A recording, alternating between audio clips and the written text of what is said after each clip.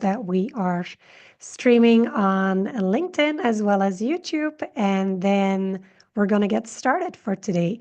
So let me hold on a second. So I have the confirmation, and that looks all good. So welcome to the Master Your Exit live show powered by The Big Exit. I'm Lynn, as you probably already know, and together with Graham Stephen, who you probably also already know, we'll be hosting the show today. On the Master Your Exit live show, we bring practical insights, expert interviews, and tools to help small business owners like you prepare for your big exit. This live show always airs on Tuesday at 7 a.m. in Los Angeles, at 10 a.m. in New York, and at 3 p.m. in London. So no matter where you are in terms of the ocean, we've got you covered. And each show is pretty short and simple, maximum 30 minutes long. And if you're tuning in on our YouTube channel, live on our LinkedIn channel, welcome. Thank you so much for being here. If you've joined us live here in our Zoom virtual studio, that's really awesome too. You can drop all your exit questions in our studio chat, and we answer them live here on the show today. And if you're catching this episode later, you can find more episodes on our website, thebigexit.co/master your exit shows, or listen to the audio version on your favorite podcast platform. Now, today's show, we're going to share knowledge with you. It's an educational show today. We're going to be sharing knowledge that I would say you would normally pay probably thousands of dollars for. So this one is worthwhile watching. It's also knowledge that we share with our paid clients, and it's basically stuff we want every business owner to know so they can take the next step on their journey of preparing their business for an exit. So what we're going to cover today is basically 4 unconventional ways and 2 maybe well-known ways, and we'll start with those 2 on how to find potential buyers for your small business. So maybe let's start with the 2 conventional ones. You might have already heard of them before. If you're Googling how to find a potential buyer for my business, those are the things that will probably pop up first. So we'll start with the 2 conventional ones, which is selling and buying platforms. So we'll talk a little bit more about those, as well as the second one, business brokers. So let's just break it down in those 2 ones first before we get started on the 4 maybe less conventional ways on how to find a potential buyer. Graham, let's talk a little bit first about these selling and buying platforms. Like if you go on Google or ChatGPT or whatever, and you look for platforms to sell my business or platforms to buy a business, there's a few that pop up depending on where you're based in the world. Let's talk a little bit about these platforms specifically. Graham, what is your thought on basically getting your business out on one of these business selling platforms? What's your experience with that? Yeah, I think, Lynn, I mean, just to kind of preface it or kind of frame the question is, I think we're talking here largely sort of 6, maybe 7-figure businesses. And I make that important distinction because a lot with bigger businesses, you're normally going to a specialist corporate finance house or investment banker or private equity and all of those sorts of things. So, I think these platforms tend to work quite well for some of these smaller businesses. But all that they are, it's a little bit like a dating service. Okay, I'm way too old for this. I used to meet people the traditional way, going to Too bars old and and too meeting people. married as well, Graham. Exactly, yeah. So, but the point is that you go through this process of these platforms bring buyers and sellers together, and I think they can be a useful way to find buyers. But the problem with like any of these platforms is that sometimes finding the right one can be quite difficult.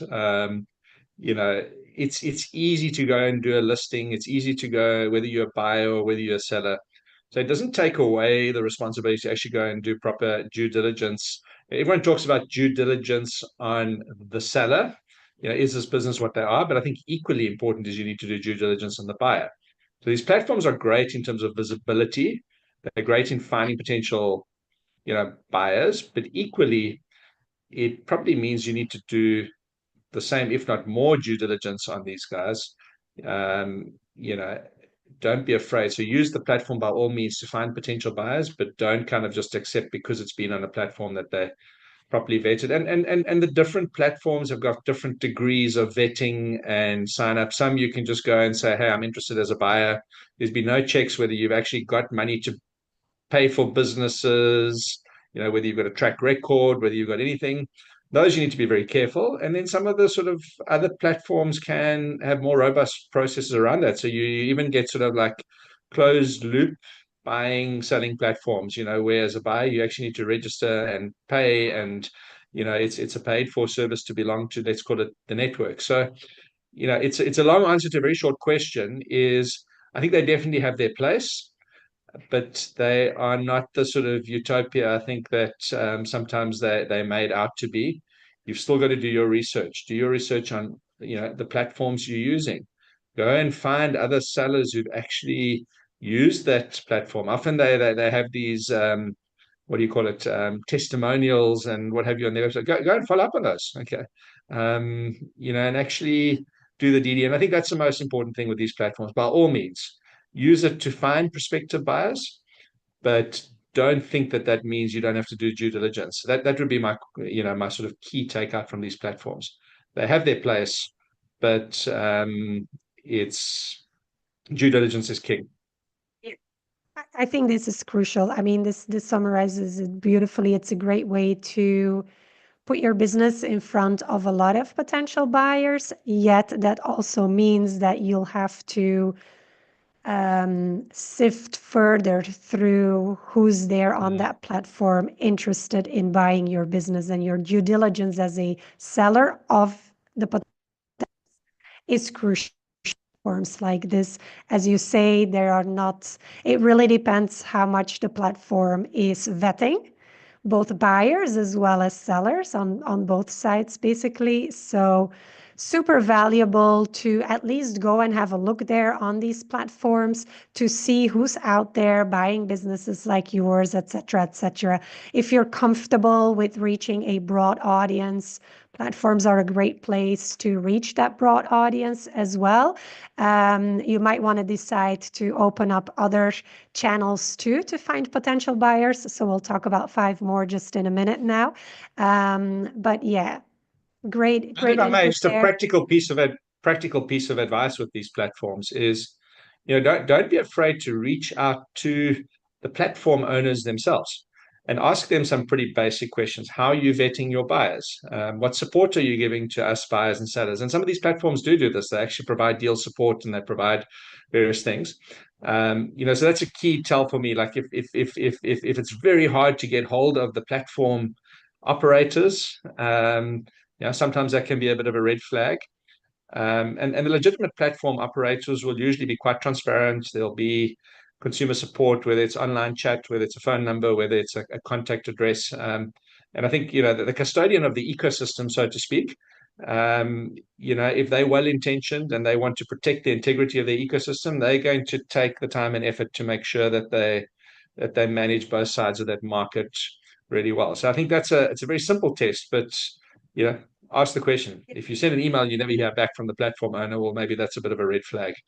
Yeah, that's an excellent point that you're making there, Graham. And this leads us beautifully to the second, I think, conventional way of finding potential buyers for your business is using a broker, a business Mm. broker. And there's all sorts and all kinds of business brokers out there. They're great to help you find potential buyers, yet business brokers, just like you were saying with the platform, in doing your due diligence about the platform owners and how they're vetting buyers, et cetera, et cetera. There's also a couple of questions that we recommend business owners to ask business brokers before they actually sign a contract with them to help them sell their business. We don't have to dive into all of these questions that you could ask a business broker to kind of vet them and make your decision with whom you're going to work with. We've got an extensive blog on our website about that. I'll put it in the show notes too.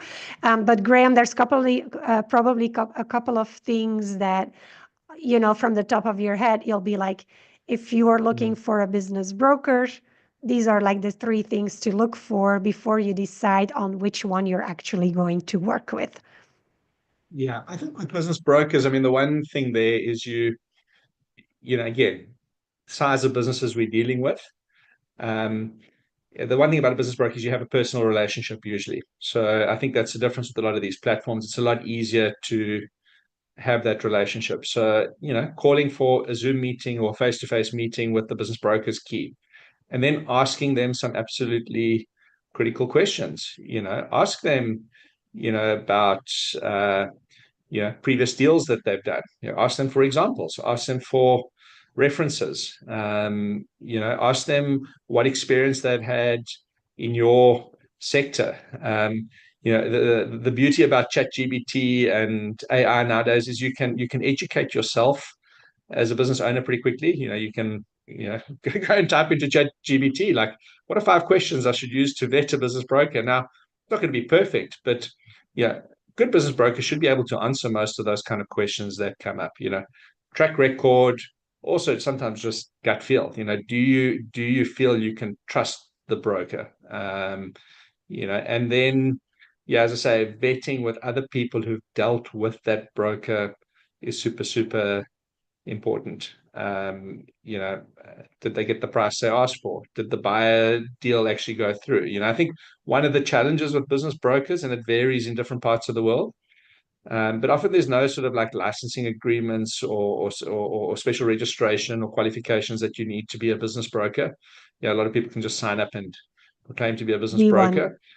Yeah. And so I think sometimes asking like, what credentials do you have? Like what qualifications, what registrations do you have?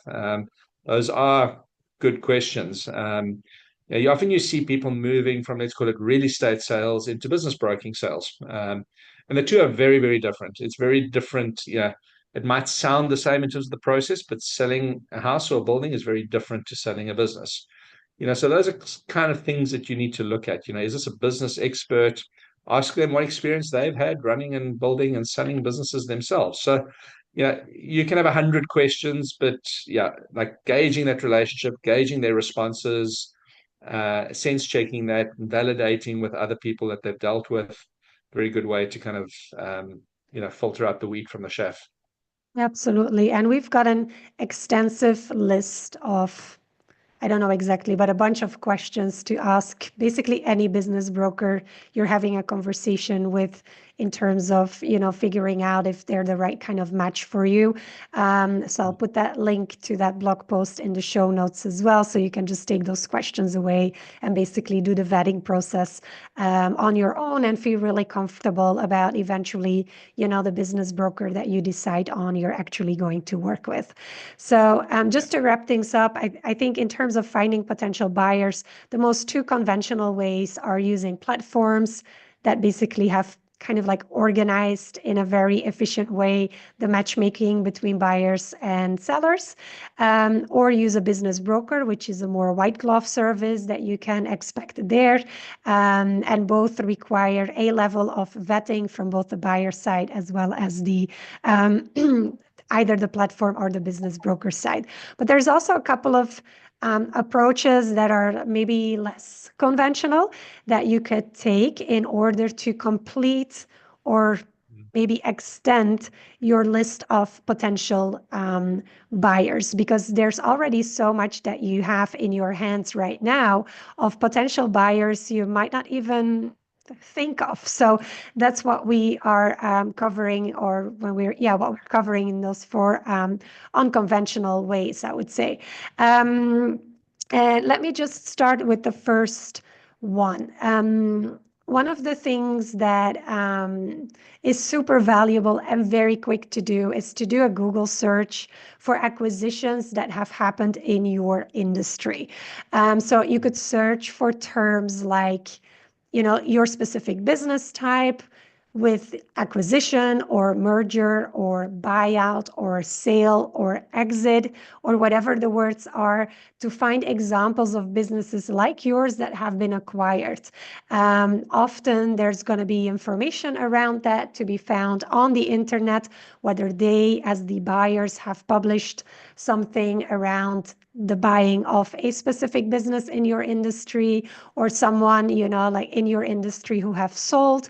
Often there's press releases around that, there's information around that. So just Google or ChatGPT or whatever your preferred search engine is, but do a Google search for acquisitions in your industry, your business type, plus acquisition, merger, buyout, sale, exit, whatever the word, and start Googling, because that will be a very straightforward and easy way to find potential buyers in your space buying or have been buying similar businesses like yours recently. Stephen, is there anything that pops up in your mind that you're thinking about in terms of like using this strategy to find more potential buyers? Yeah, I think along some of the vein is that there are sort of more, it's a paid for services like that. So, I think in the UK, something called Mark to Market, which tracks sort of private deal stats of deals actually done. So yes, there's a fee associated with that, but it's kind of like a closed loop search. There's something like BVR resources in the US that you go and actually find actual deals so there's a bit more credibility around some of those things because it's actually been vetted. Yeah, actually just kind of asking questions, and we'll cover some of these and some of the other methods, but asking questions and actually looking at existing deals that have been done. As you go sort of more up market, in terms of bigger businesses and bigger deals, then you start talking to sort of the private equity houses, the sort of bigger investment funds and all of that sort of thing. But I think for the audience that we're talking to, that's probably not the place you're going to go. Probably a little bit, yeah, Google searches, some of these platforms that actually have market data and stats, so you can talk to them. Gotcha. Absolutely. I mean, we could even do an episode specifically on those like more like closed loop Yeah. pieces of information on that. So I'm just going to make a note of that. That might be worthwhile to just dive in and spend like a full episode on. But I'm also aware of the time, so I don't think we have the time now to dive into that. So let's just move on to like the second lesser conventional way on how to find potential buyers for your business. And this relates maybe a little bit to what you were saying, Graham, before, is to check for industry news and publications. So news articles about acquisition deals in your industry, they can reveal, maybe not always, but they can reveal potential acquirers. They can give you insights in the types of deals happening. One resource I think that is super valuable, and you know her also very well, which is Alexis Grant, who does the They Got Acquired website, where she's both doing interviews with business owners who've sold their business, 6 and 7-figure exits, so in the small business acquisition range. She every once in a while creates reports specifically on acquisition deals per industry sector. So super valuable pieces of information and content related to your industry specifically, and small businesses who have sold or got acquired by a bigger party. So she shares quite a lot of information there, which is a very valuable resource. I don't know, Graham, if there's any other one that you can think of in terms of news outlets for smaller business owners that are valuable in terms of acquisition deals and figuring out potential buyers.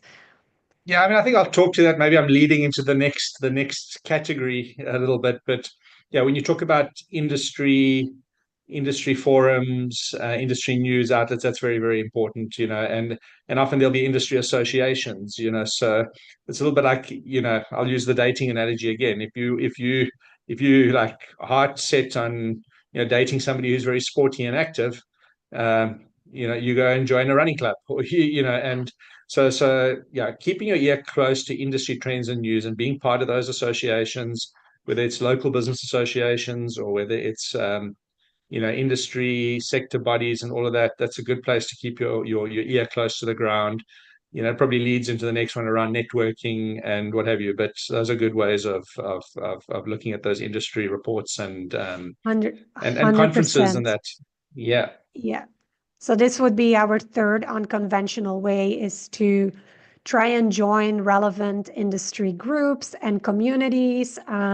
If you're not really sure what they are, because maybe you're not an extensive community participant, but just connect with other business owners in your industry specifically.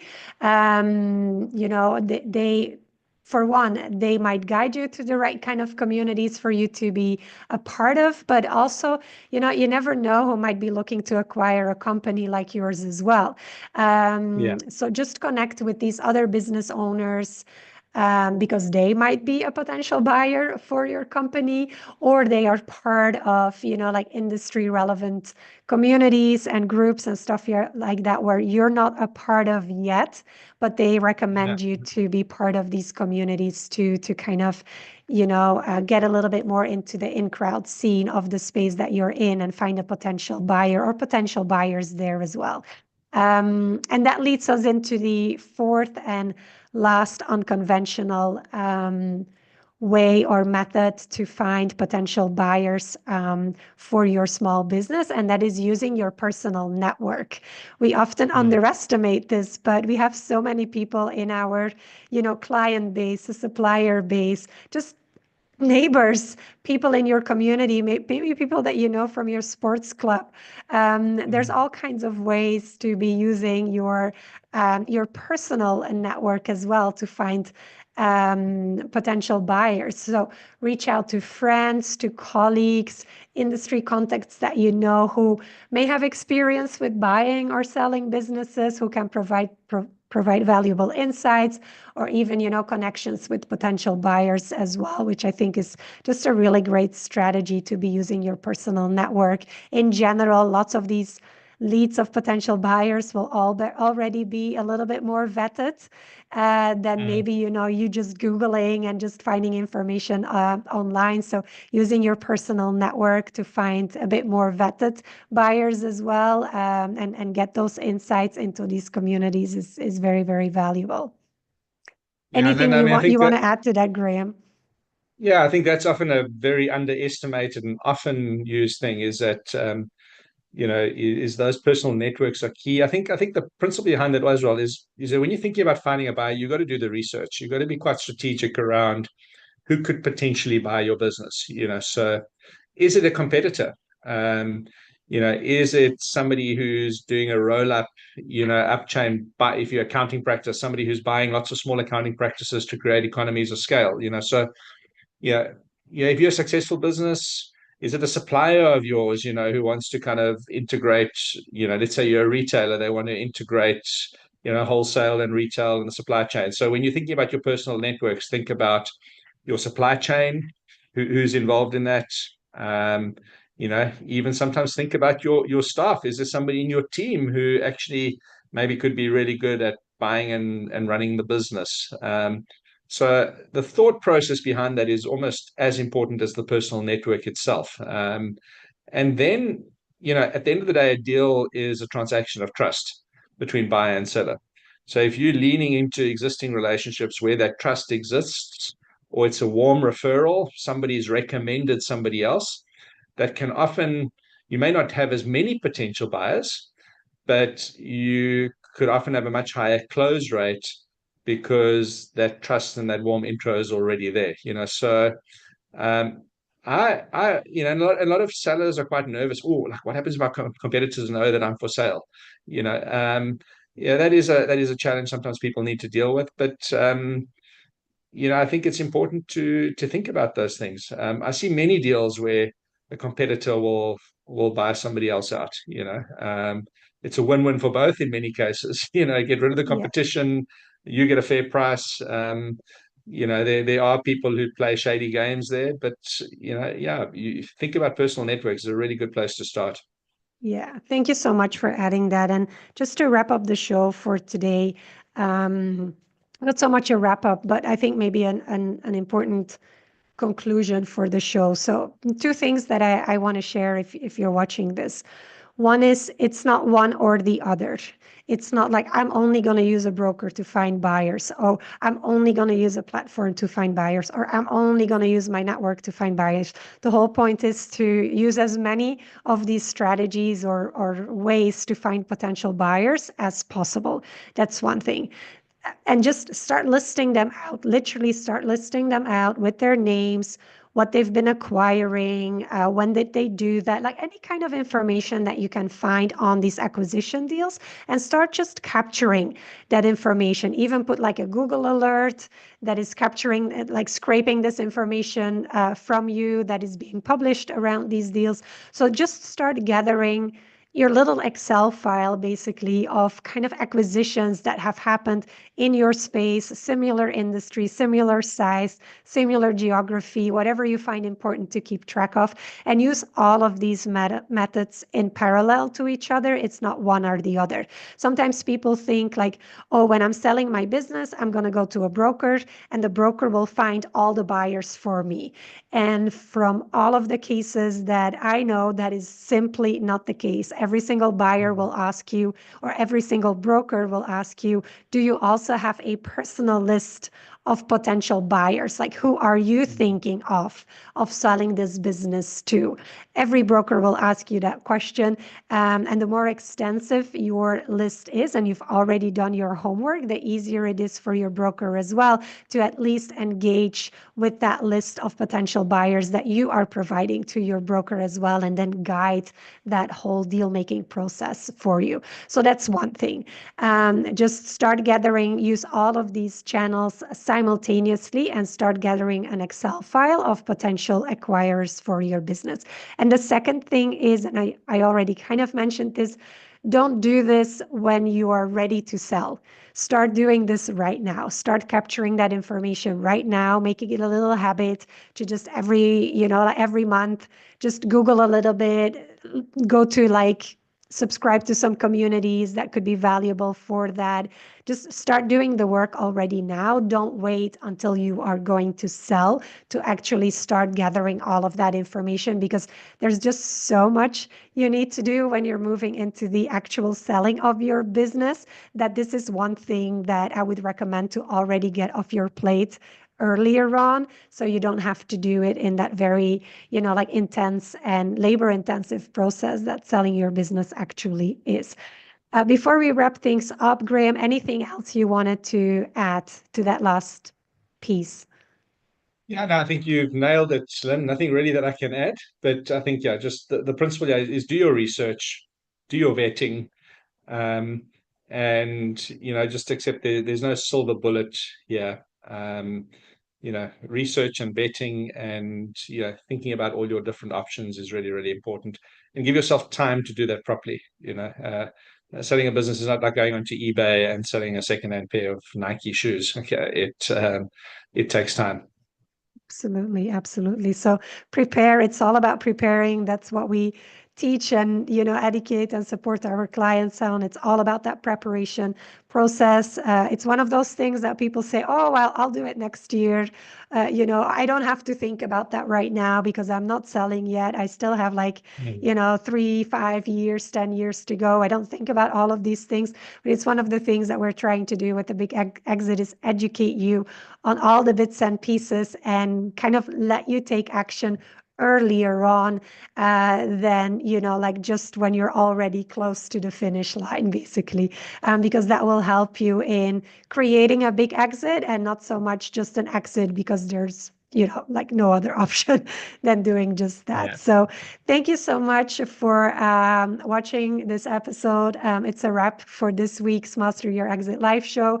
Thank you for joining us today. I hope you're leaving with some valuable insights that help you prepare for your big exit. And remember, you can catch the replay of this episode and all other episodes on our website, thebigexit.co/master your exit shows, or listen to the audio versions on your favorite podcast podcast platform.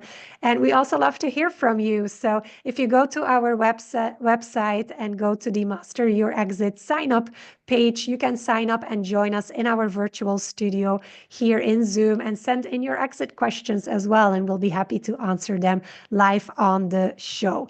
We'll be back next Tuesday at 7 a.m. in Los Angeles, 10 a.m. in New York, and 3 p.m. in London with more tips, expert interviews, and tools to help you master your exit.